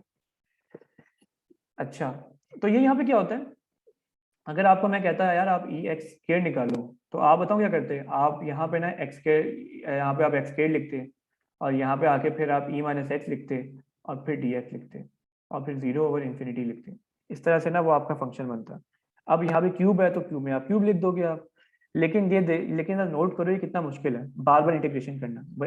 ये अगर आप एक दफ़ा मोमेंट डिफाइन कर लो कि ये मोमेंट सेंस की, आपने एक दफ़ा मोमेंट्स निकाल ली, आपने सिंपल वैल्यूज रिप्लेस करनी है, और देखो आपके पास आंसर सीधा, आपके पास सीधा आंसर आता है, कोई रॉकेट साइंस नहीं है उसके ऊपर। सिंपल, उसने यहाँ पे 0 डाल दिया, 6 आ गया। अगर आप इसको सॉल्व करोगे, EX क्यूब को इसको सॉल्व करोगे तो तब भी 6 ही आएगा, ठीक है? तो वही शायरा वाली बात ना, कि वो जहाँ कहीं भी गया लौटा तो मेरे पास आया, तो वो आप जहाँ कहीं भी जाओगे लौटोगे तो आप इसी नंबर पे 6 पे पहुंचोगे, चाहे मोमेंट्स कर लो, चाहे इंटीग्रेशन बार बार कर लो। इंटीग्रेशन बार बार करनी पड़ेगी, मोमेंट्स आपको एक दफ़े लेने पड़ेंगे, एक दफ़ा मोमेंट लोगे, वैल्यूज पुट करो और आपका आंसर आ जाएगा, ठीक है? T will be use for the time variable, yes. इसमें टी को आप डिफरेंशिएट करोगे, टी को डिफरेंशिएट कर करके आप उस पर आप वैल्यूज को निकालोगे, ठीक है? अच्छा, अब मैं अपना लेक्चर को रैप अप करूँ मैं, क्योंकि हम बहुत करीब पहुंच चुके हैं। तो ये लेक्चर स्लाइड्स हैं, पुरानी स्लाइड्स ही हैं, जिसमें आपसे मैं सैंपल मीन पूछ रहा था, और फिर मैं, अगर आपको याद होगा, मैं आपसे कह रहा था कि यार मुझे एक्सपेक्टेड वैल्यू ऑफ एक्स बताओ और वेरिएंस बताओ। ये फंक्शन मैंने आपको दिया हुआ था, ठीक है, जिसपे आपको याद होगा कि मुझसे पूछा गया था कि सर आप एवरेज क्यों ले रहे हैं, आप एक फंक्शन को फिर एवरेज क्यों कर रहे हैं। आपको याद होगा सवाल लास्ट क्लास में हुआ था। उसमें मैं चाह नहीं रहा था कि मैं मोमेंट्स की तरफ आऊँ, फिर मुझे पता था कि यार क्लास एंड हो रही है, अगर मैंने मोमेंट्स का लफ्ज़ बोल दिया ना मैंने इस टाइम पे, तो जितना मैंने पढ़ाया है अभी तक उस सब का सब पानी में चला जाएगा। तो लिहाजा मैं उस टाइम मैंने कहा था मैं अगली क्लास में बता दूंगा, और वो काफ़ी फिर चीज़ें वीज़ें जो थी वो उल्टी ऊपर नीचे हो गई उस टाइम पे। तो मोमेंट्स थे वो बेसिकली, वो सारी जो पीछे बहस थी ना मोमेंट्स की थी, ठीक है, हमें मोमेंट्स निकालने थे। तो ये फंक्शन हमें दिया गया, ठीक है, ये एक सैंपल मीन का फंक्शन दिया गया जिसमें हमें बताया गया था कि ये सैंपल मीन का फंक्शन है, ठीक है, इसके हमें निकालने मोमेंट, पहला मोमेंट, दूसरा मोमेंट, ठीक है, और हमें बताया गया कि ये नॉर्मली डिस्ट्रीब्यूटेड है, तो हमें नॉर्मल डिस्ट्रीब्यूशन के साथ इसके मोमेंट्स निकालने थे। यानी दूसरे लफ्जों में ये जो हमारा फंक्शन का ये जो नॉर्मल पैरामीटर का ये मोमेंट फंक्शन है, ये वाला exponent of u mu t sigma square t over 2, ये वाला वो फंक्शन है जो फंक्शन हमें वहाँ यूज़ करना था, ठीक है। अगेन मैं उस फंक्शन को अभी यूज़ नहीं कर रहा, मैं बहुत बड़े सिंपल तरीके से मैं यहाँ पे उस फंक्शन को मैंने दिखाया था। मैंने यहाँ पे क्या किया था, मैंने एक्सपेक्टेड वैल्यू अंदर ले ली थी मैंने, ठीक है, क्योंकि मुझे पता था फ्रॉम अवर दिस वैल्यू कि हमारा पॉपुलेशन मीन म्यू है। मैं अपना सैंपल जो भी उठाऊंगा उसकी जो पॉपुलेशन मीन की जो एक्सपेक्टेड वैल्यू होगी उसमें म्यू ही निकलना है उसके अंदर, ठीक है। सो म्यू प्लस म्यू और साथ मैंने उसमें n को मल्टीप्लाई किया और साथ मेरा एक्सपेक्टेड वैल्यू हमारा पहला मोमेंट आया, इस फंक्शन को जो पहला मोमेंट आया वो आया म्यू, इस फंक्शन का जो पहला मोमेंट आया वो आया म्यू। अगले मोमेंट की तरफ अगर मैं जाऊं, ठीक है, अगला मोमेंट है मेरा वेरिएंस का, ठीक है, हमने वेरिएंस निकालनी है। वेरिएंस निकालने के लिए मैं इसी फॉर्मूले को मैंने वेरिएंस ऑफ एक्स बार किया मैंने, और मैंने वेरिएंस x1 x2, क्योंकि मुझे पता है सारे फंक्शन इंडिपेंडेंट्स हैं, ये सारे सैंपल जो इंडिपेंडेंट हैं एक दूसरे के, मैं इनमें से किसी की वेरिएंस निकालूंगा वो सबकी सिग्मा स्क्वायर ही आएगी, क्योंकि पॉपुलेशन से आप निकाल लो, अगर पॉपुलेशन का एक सिग्मा है तो इसका भी वही इसका निकलेगा sigma square plus sigma square plus sigma square, ठीक है, और वो वेरिएंस निकलेगी सिग्मा स्क्वायर ओवर n, जो कि सेंट्रल लिमिट थ्योरम की बात आ गई। तो ये सेंट्रल लिमिट थ्योरम था जिसकी मैं डेरिवेशन या वैल्यूज निकालना चाह रहा था, लेकिन विदाउट यूजिंग मोमेंट्स। लेकिन मोमेंट्स भी हमने कर ली इस तरह से कवर, अच्छा हुआ मोमेंट्स कवर हो गए, आपको इसकी एक इंट्यूटिव नॉलेज मिल जाएगी कि variance sigma square over n निकला कैसे है। ये बेसिकली मोमेंट से सारा का सारा काम हो रहा है, ये सेकंड मैंने मोमेंट लगाया इसके ऊपर, तो उससे ये चीज़ निकल रही है, ठीक है। अगेन मैंने ये चीज़ें बहुत सिंपल करके लिखी हुई हैं, these things are not that, इसकी सिंपलिटी वो वरना अगर आपने करना है तो आपको मोमेंट्स निकाल के ही आप यहाँ पे पहुँच सकते हो, ठीक है। अच्छा, आगे मैं ये सवाल आपको कहते हैं समझ में, ये तो ऐसी कोई बात नहीं थी, ये बात बेसिकली थी कि एक्स जो हमारा जो नॉर्मल मीन है, ठीक है, जो हमारा एवरेज जो मीन की डिस्ट्रीब्यूशन है, that will be normally distributed with mean mu and sigma square over n। In other words, आपका जितना आप सैंपल आप बढ़ाते जाओगे उतनी ज़्यादा मीन के गिर्द डिस्पर्शन कम होती जाएगी, ठीक है, उतनी ज़्यादा मीन के गिर्द डिस्पर्शन कम होती जाएगी। And before we end our class let's solve this question, और फिर हम अपनी क्लास को यहाँ एंड कर देंगे। तो कितना टाइम रह गया, 5 मिनट है अभी, okay. So you need to find the expected mean and standard deviation of sampling distributions, you need to find the expected mean and standard deviation sampling distribution। ये आपके पास लाइन गिवन है, क्या मुझे कोई आंसर दे सकते हैं मुझे? एक्सपेक्टेड मीन बताना है और स्टैंडर्ड डेविएशन बतानी है आपने सैम्पलिंग डिस्ट्रीब्यूशन की। तो इसका क्या मीन क्या होगा इस पूरी स्टोरी का?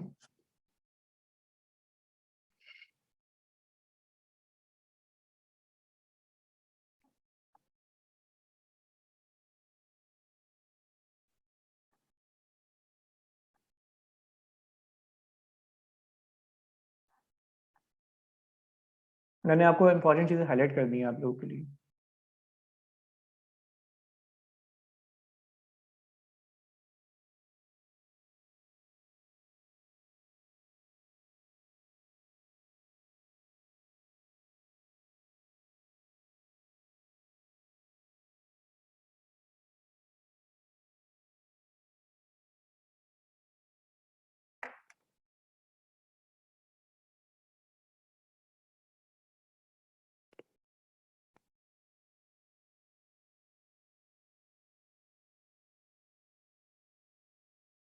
पहला सवाल का जवाब देना है आपने। आपने मुझे बतानी है सैंपल मीन की डिस्ट्रीब्यूशन, इसका मीन क्या है और इसकी यहाँ पे स्टैंडर्ड डिवीजन की बात करूँ तो वेरिएंस वेरिएंस पे निकाल लेंगे। चलिए वेरिएंस पे यहाँ पे लिख देते हैं।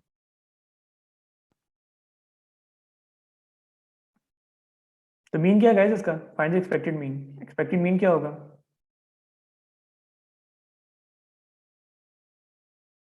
68.5 68.5।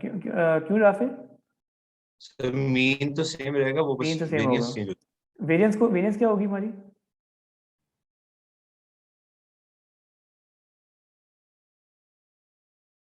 हमारे स्टैंडर्ड डिवीजन निकाल लेते हैं ना। स्टैंडर्ड डिवीजन हमारी क्या है? स्टैंडर्ड डिवीजन की हमने बात की हुई है, तो स्टैंडर्ड डिवीजन क्या होगी? 2.7 ओवर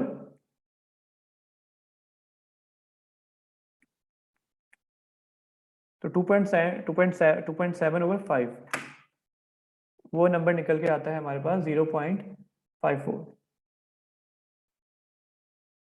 ऐसा ही है।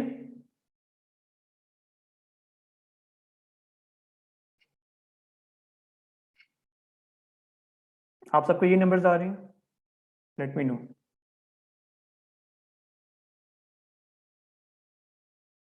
अच्छा जी, अगला है find the expected number of recorded sample means which fall between this and this.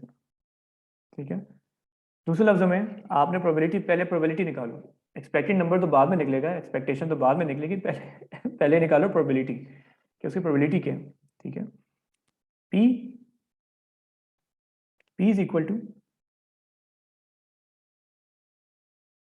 Equal to यहाँ पे आप क्या लिखोगे? अब आप P लिखा आपने, P में आपने यहाँ पे लिखा 67.9 x और साथ 69.2।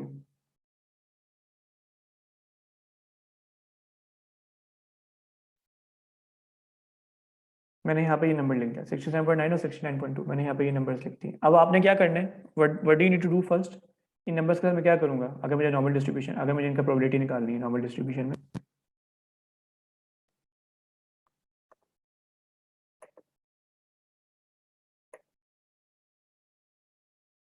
जैन मैं क्या करूँगा? हसन मैं क्या करूँगा? जी स्कोर निकालेंगे। जी स्कोर निकालेंगे। ठीक है, जी स्कोर निकालेंगे। जी स्कोर निकालने के लिए मैंने आपको फॉर्मूला ऑलरेडी बताया हुआ है। वो फॉर्मूला क्या है जनाब?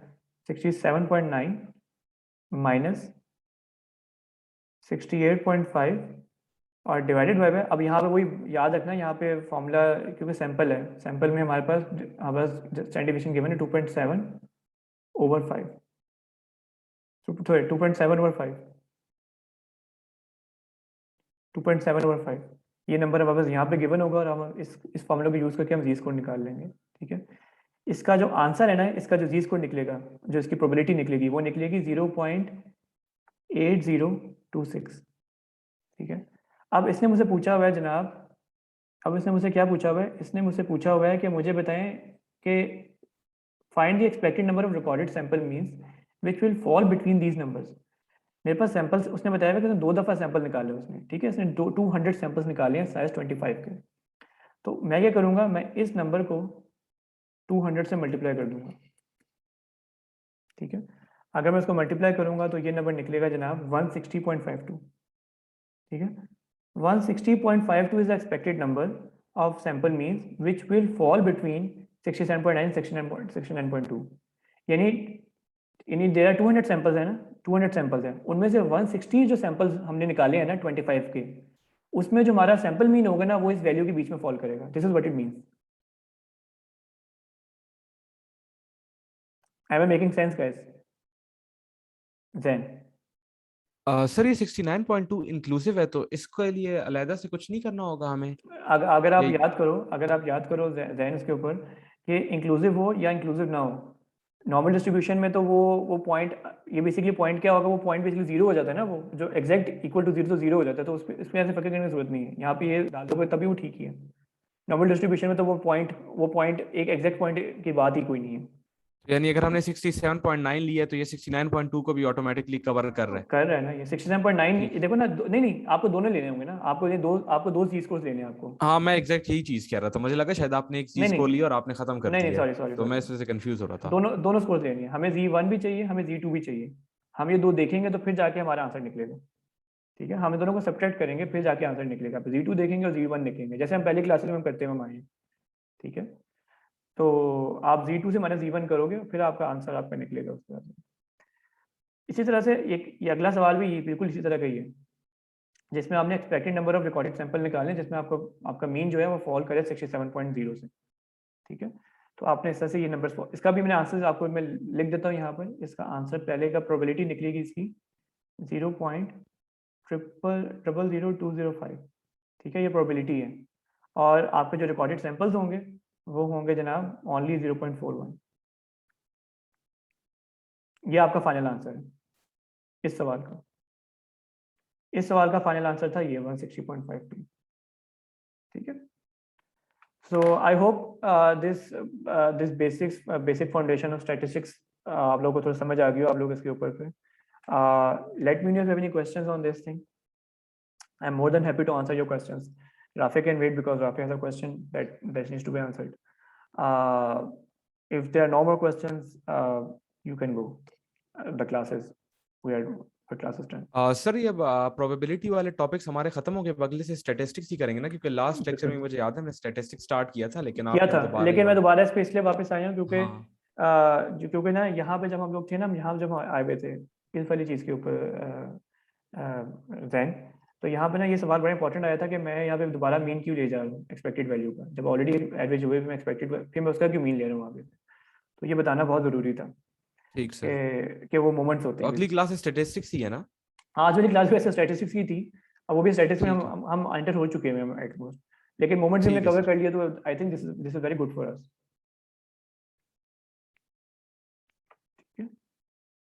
अच्छा, now let me stop the recording, क्योंकि हमें बस रिकॉर्डिंग स्टार्ट ही रखते हैं, क्योंकि आई गेस अगर किसी और को भी इसमें मसला है तो वो भी साथ उसको बाद में देख लेगा।